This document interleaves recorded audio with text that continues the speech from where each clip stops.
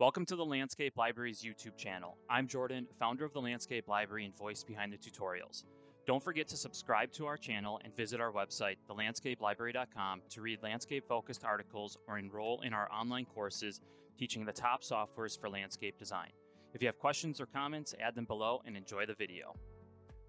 Website that I want to talk about. It kind of makes me want to go on vacation myself.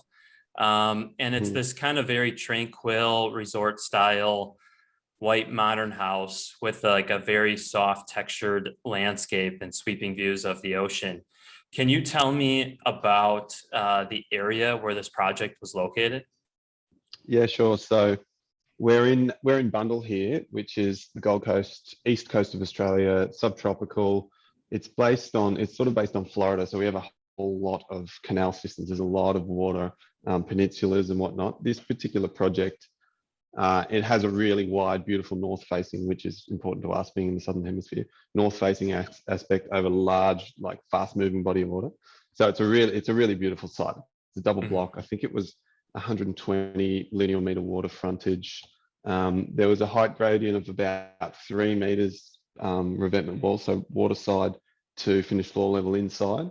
But it's it was a really beautiful property to work on just because we had this massive expanse. It was like pizza shaped property. The frontage wasn't it was kind of nice and somewhat private. But it is, as you move through the property and particularly through the house, it just opens up to this massive expanse of water, which is a little bit rare in some of these blocks on the Gold Coast here. Yeah, no, it's very beautiful. I am curious. You mentioned like North Waterways. Can you explain your concept behind the North Waterways? Is it good because the sun is not setting in that area, or just take me through what you mean by the North Waterways? Yeah, so we'll basically north facing water is always much more beautiful. Obviously, we'll try and protect from the west, and here on the Gold Coast of Australia, it gets really hot.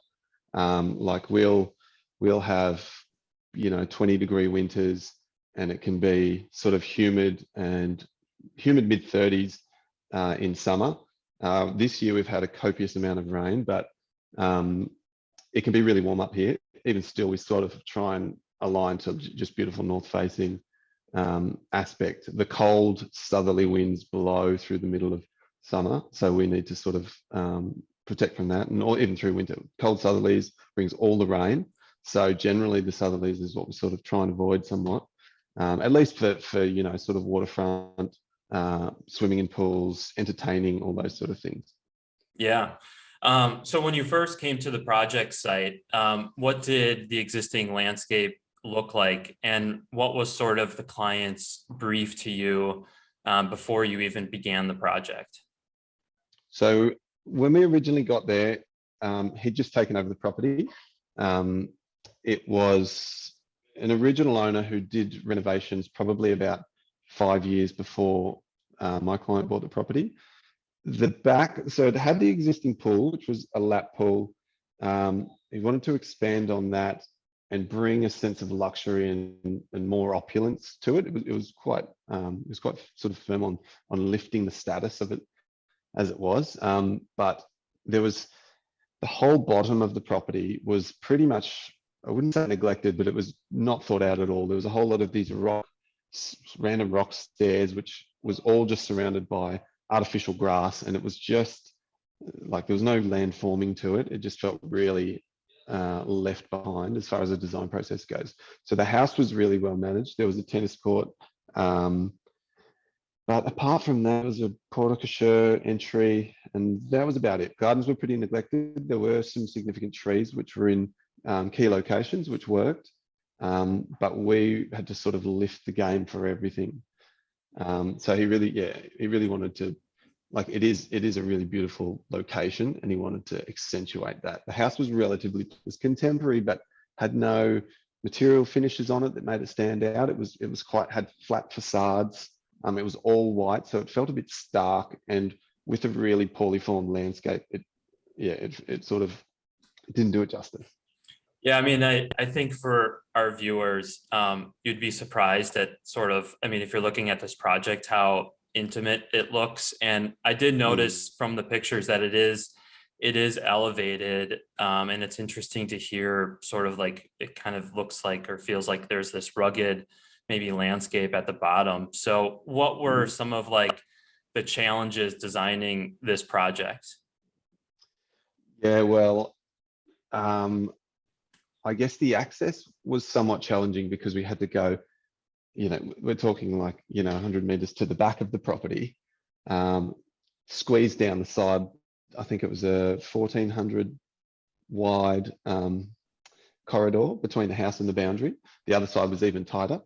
So we ended up having to crane machinery in over the house, 130-ton crane, and leave that in there for a month to be able to access down the bottom. Yeah, it was just, it was there for a month.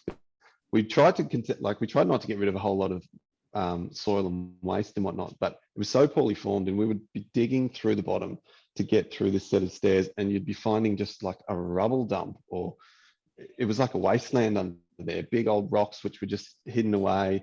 So it kind of started to put the picture together that, oh yeah, look, they really just didn't care about the landscape component here. They just dumped everything covered with artificial grass and swept it all over. So we wanted to create a level, usable lawn terrace, and sort of create these strong lines against this natural body of water. And that worked with down the bottom, there's like a clean line of lawn, and up the top, there's a clean line of water. So it was this beautiful blue on green. You sit over the back edge of the water as well. But for that, we needed to create terraces, and we wanted to create, we almost wanted to funnel in the user to go through this set of stairs, surrounded by vegetation. Then it opens up onto this big body of water, and obviously a big flat lawn terrace. And, there was a cubby for the kids, a few sitting areas and this sort of thing. But the practicalities of getting a machine down there and getting massive volumes of waste out was basically, we used this tennis court as a material store. The machine would load up a whole lot of bags, and then we'd get a 130-ton crane to have to lift them all out. So there was all these big operations. The street's not huge too, and a 130-ton crane is. So it was like squeezing things in and pulling things out, and machines going everywhere. It was pretty wild for a little while there. Yeah. I'm curious because you have a background in construction and design. While you were designing the project, are you thinking about the construction while you're designing it as well? I mean, you mentioned the crane operation. Are you sort of thinking of the construction process as you're designing? Yeah, I do think about the practicalities of the construction component. I try not to, though. I don't let it influence me. I try not to let even sort of budget influence me too much as far as the design goes. But there are practicalities, particularly like waterfront. There is options, and we do, even for this one, we brought a whole lot of trees in from the water. So we'd use a barge and we'd pull up, but then there's even practicalities of all sorts of stuff. Like there's all sorts of functional issues down there. But I try not to let it drive me too much. I rather let the design process be free. And I've got a team of amazing construction guys too. So they'll have the job of like, all right, I dreamt this up. Can you please make this work? Yeah, absolutely. So you mentioned a pool and a walkway. What sort of elements of this particular landscape were you designing first in terms of like the sequence or the progression of design? I usually start from the house and the spaces immediate of the house, and then work my way out. To me, I find like the spaces on properties like this, spaces that get used the most are immediately out of the house. So we'll sort of work on those, make sure the proportions and dimensions are right to satisfy the number of people we're looking at, make sure it feels right. And then it's a matter of like, what do we want to do in these other spaces? What other needs do we have? What opportunities do we have down here? What else can we sort of satisfy as far as the brief goes? He did have a couple of kids. He loves to entertain, but he also loves this big sense of privacy. He was happy with the distance between the neighboring waterfront views, that we didn't have to start to close it in. So it allowed us to sort of create big, usable, entertaining spaces out the back. And then, like I said, we sort of created a funnel to distinctly break apart the lower lawn terrace, which you can have lunch on the lawn. The kids can be playing down there. It's got to be pontoon, so they can be fishing down the bottom. So that satisfied a lot of the usability of the space. And then the front was more so maximum privacy. So it was like big walls, high vegetation, because the house is stepped quite far up as well. We sort of need to have strategic screening from, say, roadside and whatnot. Yeah, very nice. I also love just the set of materials that are being used on the project. They're very soothing. Are you on this project, or maybe on all your other projects, are you gathering materials from like the local environment or the architecture? Where are you sort of sourcing your material inspiration to use on projects?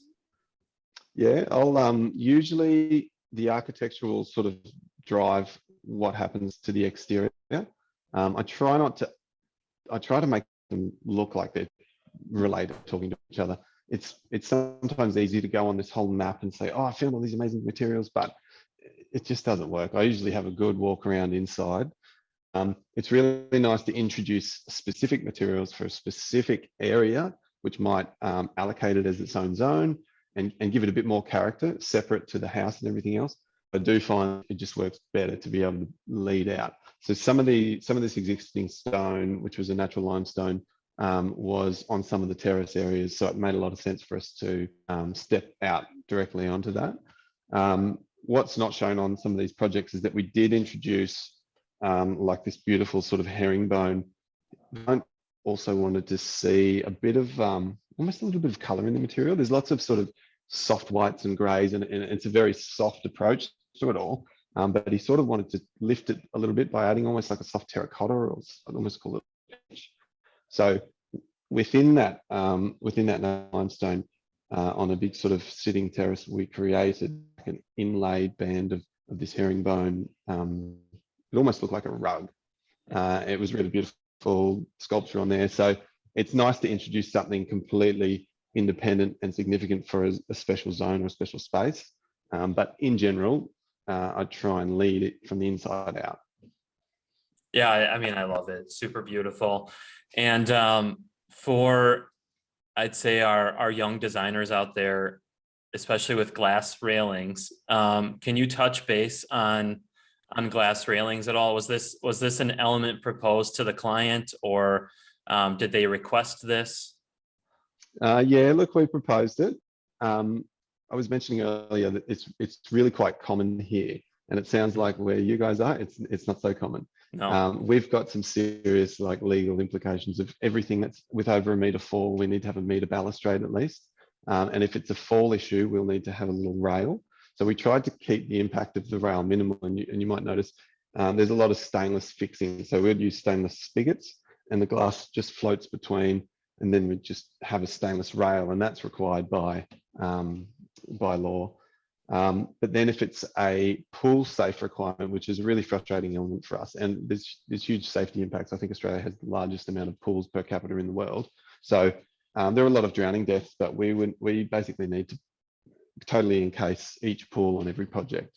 So that means a 1200 high balustrade or fence or something. And there's a whole lot of requirements as far as it's got to have no spacing more than 100 millimeters, all that sort of thing. So glass is really amazing because most of the time it really does disappear. There are some functional aspects which can be annoying, like splash water on glass. Salt water would sort of leave marks on it. So you sort of have to take it into consideration. But for us, it's a really easy material to use, as long as you've got generally hard structures around. Like you can still run footings through the middle of a garden bed and the glass can float through and it really bleeds into each other. But the downsides are you miss out on a lot of breeze as well. But yeah, it's a really common material to use here. Are there I mean, is there a lot of tolerance with the glass panels? I mean, when you're looking at the design phase, are you planning like the spacers between glass panels, and are the glass panels precast already to a certain size, or how are you working with like a precast and into your design element? Yeah, there's a whole lot of standard sizes. So and there's tolerance between the spacing of the panels. So we can get, they can range from sort of, I think, 1800 long to 900 wide. And so we can, I don't really need to go into too much depth as far as specification of where the panel is and whatnot. More so, I do need to go into the detail of where it finishes, where we need to have custom panels. Sometimes we'll have curved panels or step down panels that follow a set of stairs. But there's a fair bit of play, and because it's quite a common material up here, the installers and the glaziers are really pretty good. So you can have an open conversation like, oh, I want to make sure that there's enough space here, but I want to break this. Let's return this around here. You can have really easy conversations, and it can sort of get done relatively quickly without too much complication. Yeah, it's very nice. I mean, it opens up the view. I mean, I could see why it's such a, well-liked material, because it opens up the view. But it is interesting because I never thought about how it would limit the breeze coming through. Yeah, it does. It really does. And here we'll have a lot of high rises. A lot of high rises have them, and it really does limit the breeze. And then so particularly, go ahead. Particularly if, say, we have to break the pool, or we have to guard the pool, and then it's lovely to have a sitting area. Usually pools are relatively tight. You'll have a sitting area, then you'll have a pool divided up by a glass balustrade. So if you're sort of sitting here, you might be a meter away from the glass fence, and if belting wind, you do miss out on a lot of it. And like I was saying, we can have 35 degrees super humid days. The breeze really counts. Yeah. So it is something to consider. So sometimes it's a matter of the aesthetic of it, the practicality. We love looking through it. Clients do love it as well. But there are some downsides. Yeah, downsides to every material, I guess. Absolutely. Yeah. So before we wrap up, what would you say was the most memorable or enjoyable part of this project? Probably there's a really beautiful set of stairs in there, which we loved working on. It was super challenging because originally it was just going to be a whole lot of rectilinear steppers that land down on the platform. But as we started digging, there were these massive rocks that we couldn't move. So there were never meant to be these circles in the middle of it. The circles allowed us to basically navigate our way through and around some of these huge rocks, and to form up circles. So they're all lit underneath, and they're clad in tile as well. And circles are really difficult to get formed perfectly with underlighting as well. And then you need to, obviously, we had to put the natural stone on there in small fragments. We used an epoxy grout, and then we sanded it all so it looked like a curve. It didn't look like a whole lot of rectangles stuck on the face. But just trying to form a couple of circles in the middle of what was going to be a relatively easy staircase down, like it was hard. We did it sort of 3 or 4 times. I'm like, how the hell are we going to do this? So you kind of stumble across this like through construction. Major hurdle, yeah, major hurdle. The machine, we had a huge machine there, and it was just like, there's no way I can even get to the sides of this. So underneath all of that, and at the moment it's beautiful, there's all this creeping rosemary, there's this frangipanis, and we had to work around some of these huge rocks. But yeah, it just floats through. Then we had to change direction, and that's why we introduced the circular form and be able to send that. It was fun. But then right at the end, when it's like called the first night session, we turned the lights on and they're all lit up beautifully. It was how much extra time of construction do you think that added? Oh, that would have added another probably 3 weeks. Like what goes from simple rectangles, really easy to form and pour and everything, to like curvature. There was probably another 2 days of just being on site, finding where the rocks are. And this is like me and some of the form workers and whatnot, finding out, okay, how can we do this then? We can't go there because there's a massive rock there. Meanwhile, everything else is moving ahead, and there was a schedule that we had to sort of work our way out. So yeah, it probably added another 3 weeks easily. And how was like, what was sort of the design process like when this happened? Were you going back to the drawing table and trying to figure out a new solution? Like, how it seems like it was very day-to-day operations. So what is what was the designing like during that phase?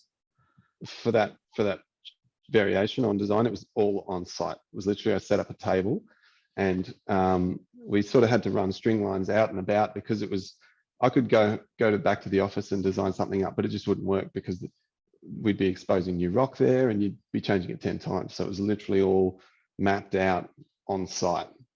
It was fun, but it was tricky, really tricky and frustrating when you think you'd have it, and you just dig a little bit more down the bottom and you're like, there's a whole nother rock here, like start again. Yeah. But now you're prepared. Good. Now you're prepared for that when it happens on another project. Yeah, that's right. Yeah, easy. It was a lot of fun though. I do enjoy. I love the site stuff, and you get to work with, guys that are masters of their craft, and so you learn a lot of, some of these absolute skilled masons and everything. So yeah, that was cool. But that was a highlight when finally it all worked. Feature trees are in, and then the lights go on in the evening. Yeah, it was stunning. How long total wise did that design take, and then the construction part take? The design was probably relatively quick. The client was really easy to work with. Like, the process was probably 1 month from start to finish. A few revisions here or there, a few checks and stuff like that on site. And then the construction went for a long time, probably 6 months plus. We went through a process of get the bones in and then layer the materials over a longer period. So normally you'd say, let's start at the back. We put the walls up and then we put the stone capping on and work out. But there was so much stone in this project, and there was a lot of custom pieces cut on site, all sorts of stuff. So we got all the bones up and let the tilers slowly move their way through the project, which enabled the client to move in, and sort of, we had a whole tennis court operate within, and slowly the material finishes, which is sort of what adds that opulence to a lot of this and lifts the status of the project. That just slowly appeared all the way out through the front. Yeah, I love it. I'll share for our viewers, I'm going to share a link to your website that can show these beautiful pictures and what we're talking about. So thank you for joining the Landscape Library podcast. No worries. Good to chat.